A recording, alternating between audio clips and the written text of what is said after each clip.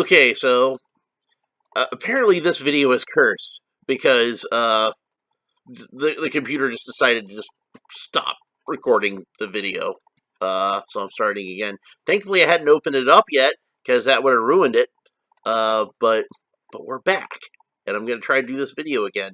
Uh, uh, this has been crazy because this was supposed to be here Sunday, and it got delayed till Monday, and I was just kind of like, okay, guess I'll do it Monday before I go into work. And then when I woke up on Monday, it was raining, and it not just like, oh, it's raining. I mean, like pouring down sheets all day. So didn't get my package because Amazon delivery men melt in the rain, I guess. I really don't blame him for not wanting to deliver a package in that kind of rain, though. I mean, it was a crazy amount of rain. And it was like that for the entire span of the day until, like, maybe the last hour or so that the window was open to deliver this thing. And by that point, I'm sure he had like a billion other packages he was delivering, since he probably hadn't been able to deliver like hardly anything all that day. So then it showed up today, and it was raining again, but not quite as bad. And he left it like directly under a downspout on my house, like right where the water was pouring down on my house. That's where he decided to leave this package. It would have been better for him to leave it, like, out in the middle of my yard. It probably would have been drier than leaving it in this place. Thankfully, the package was wrapped in plastic, so the package wouldn't get ruined if the package wasn't already ruined. If you can see this thing, it's been beat all to hell. And this is not one that I got for, like, $5 off because it had damaged package. Otherwise, I wouldn't mind. No, this is one I paid full retail price for. I pre-ordered it. I waited for it for a long time, and this package is just beat all to hell. Like, all the cardboard's bent up. Every corner is dog-eared. Like, all four of them. And it apparently got folded in half here at some point. So there's, like, some stress marks across the back. I don't know how well you can see that on the camera, but maybe if I try to reflect some light on it, you can see that, yeah, there's creases and everything. And the bubble is actually cracked here at the top. There's a little crack here, and a much bigger crack here, big enough that you can actually see like a little piece of plastic has come loose. So this package, it's not the worst package I've ever gotten from Amazon, but it's up there, and I wouldn't feel bad if, they'd knock a couple of bucks off for it, but they didn't. So it's a good thing I'm not a mint on card collector, or I would be really, really pissed right now. But I'm not. I'm gonna open them anyway.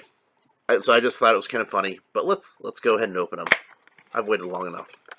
This is Ninjor. Alright, so it comes with a comic book, and it's the same comic book that the other one came with, so we don't need to go too into detail on that. He's got the little instruction booklet that apparently these are going to come with now. Let's set that aside. If you want to see more about that, look on my Stratos video, because it's the same exact one. And then there is a bag of accessories, and he has quite a few accessories. Let's go ahead and open that up. Let's cut the little piece of tape that should be holding that closed, if I can find where that is. It's taped closed in kind of an awkward way, where you can see it like makes a triangle shape. But that's because there's so many accessories in there, and they're taking up like the whole bag. And I need to actually cut it twice. Okay, so his accessories. And Ninjor is not one that I had when I was a kid. He was released towards the tail end of the line, and I think I was like kind of starting to outgrow action figures at that point, so I wasn't really, since I wasn't really playing with action figures, I wasn't really collecting action figures anymore either. Although that wouldn't last very long, because in 1989, the new Batman movie would come out, and I would be so Batman crazy that I would buy literally everything that I could get a hold of with Batman on it, including the action figures, and that's how I, again, became an action figure collector.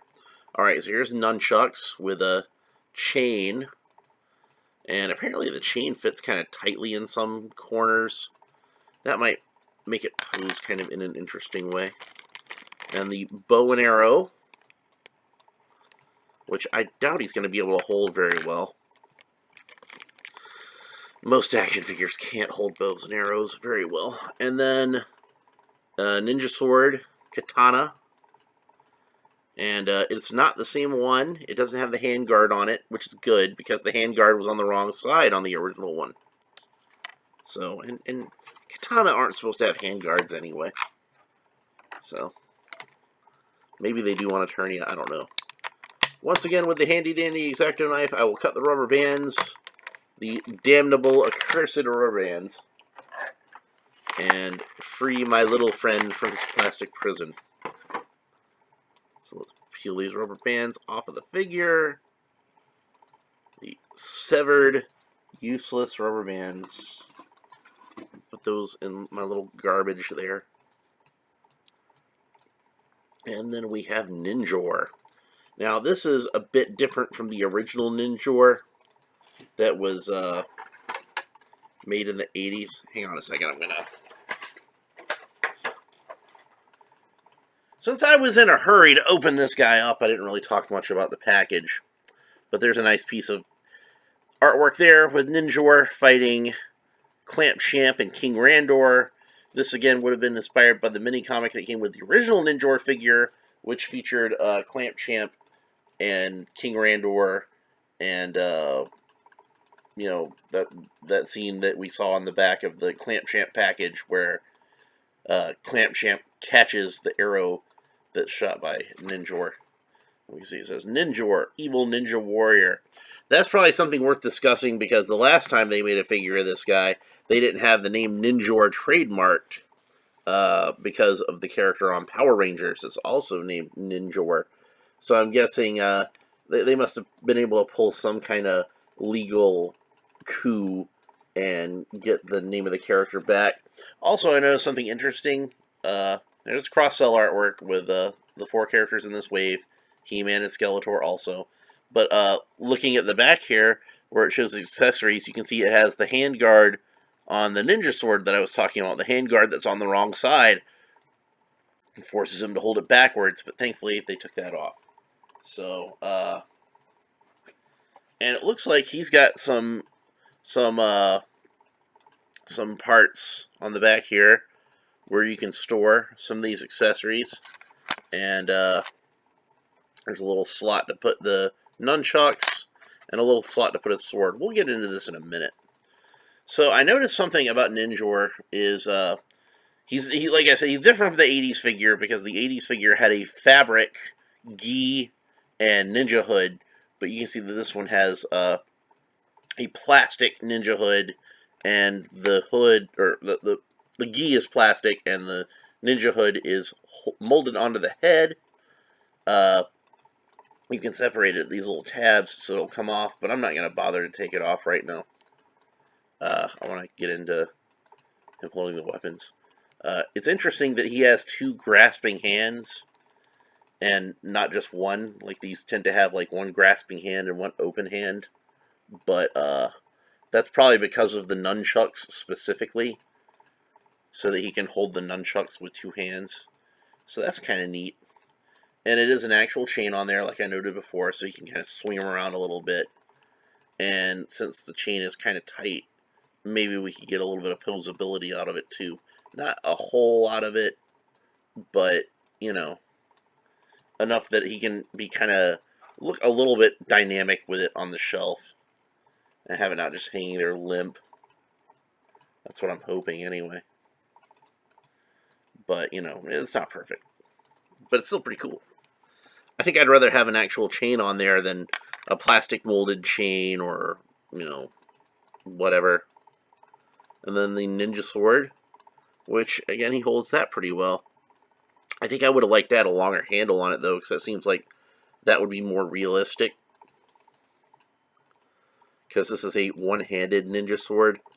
And he's so muscle-bound, you can't really get him into a two-handed pose with a ninja sword. Anyway, the gi kind of gets in the way. you know, but, you know, it is what it is. So, he's still pretty cool. You see, he's got this emblem that's printed onto the chest. It's not sculpted like the Classics version, but I think it looks nice anyway. It's probably better this way, since it would be more just like a patch or something like that. It wouldn't necessarily have to be like raised or anything. And last but not least, let's try out that bow and arrow and see if I can get any kind of decent pose out of that with him in an archer kind of pose. So he grips it right here, and it's got a little scope on here, and it's got the arrow. And let's see if we can get any kind of... Again, he's so muscle bound. I popped his arm off. He's so muscle bound, and the gi itself kind of gets in the way because it's a plastic. It's soft plastic, but it still kind of hinders the arm movement a little bit. Let me pop his arm back in here. But you can't really get too much of a realistic bow and arrow kind of pose out of him. He just doesn't reach far enough with his left arm, unfortunately. But it looks cool. You know, I mean, like, it's still, like, it's a nice looking bow. Maybe try it this way. Just to be thorough, we'll try it with yeah, see, it just doesn't want to reach quite far enough. And it's like, maybe if the gi wasn't on there, pop that arm off. It's supposed to come off, though. Remember, these parts swap around, so. Anyway, the nice thing is, like I said, he's got these areas on the back where he can store some of these weapons, but not all of these weapons. So we can put the katana in the back, like so. I think I'm going to put it around the other way, though, because that'll give a little more space for the nunchucks. And you can put one of the nunchuck sticks in here. This one's always going to kind of dingle loose, though, because they only gave you one nunchuck holder and not two. And it doesn't look like they designed it so that you could hold all three of these weapons at the same time. There is a little tab on here that looks about the same dimensions as a sword, so I'm guessing you can put the sword there, or you can put the bow and arrow. Yeah, the bow and arrow fits in there just fine. And but then he's got to hold one of them at all times if you want to have all of the accessories displayed with the figure. Is either he can store the bow and arrow on his back and hold the sword, or he can hold the bow and arrow and you can store the sword on his back. So either way, he's gonna be holding something all the time. It would have been nice if they could have put like one more slot on there, but you can see like that bow and arrow, it's so big it takes up most of the back. So that's probably why they didn't do that.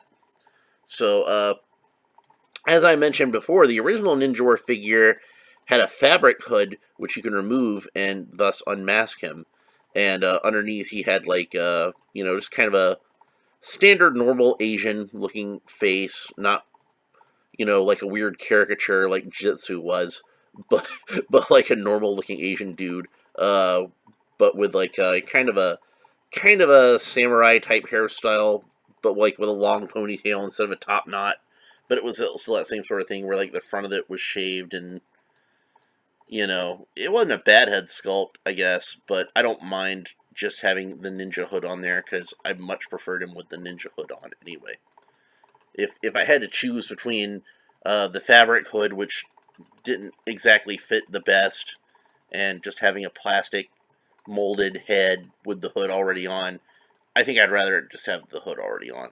So it would have been nice if they had have given us an alternate head so that you could have an unmasked head, but they chose not to do that. I'm guessing to keep the cost low. But, I kind of feel like that's a feature of these figures that Mattel is not taking advantage of. Classics was really good at giving us alternate heads, and so far the only alternate heads we've gotten out of the Origins line has been for, more expensive deluxe figures. And I kind of feel like that's the sort of thing where, like, they could probably toss in an extra head on some of these guys and, recoup their losses in other ways.